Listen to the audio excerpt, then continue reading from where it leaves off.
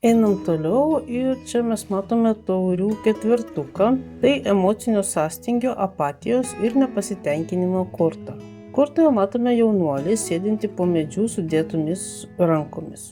Priešais jį 3 taurės, o 4 jam tiesiai iš dangaus pasirodžiusi ranka, tačiau jis jos net nepastebi. Jis taip pasinėręs į savo mintis, liūdėsi ar nuobodulį, kad ignoruoja naujas galimybės. Ši korta rodo dvasinį nuovargį, kai viskas aplinkui atrodo neįdomu ir pilka. Tai metas, kai mes užsidarome savo kiautę, nebevertiname to, ką turime ir nebematome, ką mums siūlo gyvenimas. Taurių ketvertuko pamoka tai yra ta, kad kartais mums tikrai reikia ramybės. Bet reikėtų saugotis, kad mūsų vidinė analizė netaptų užsidarimu ir atsiribojimo nuo aplinkinio pasaulio. Šios kortos pamoka – atmerk akis, nes tavo laimės raktas gali būti visai šalia, tai reikia ištiesti ranką. Paklaus savęs, ką aš ignoruoju savo gyvenime ir kodėl neleidžiu sau pastebėti naujų galimybių.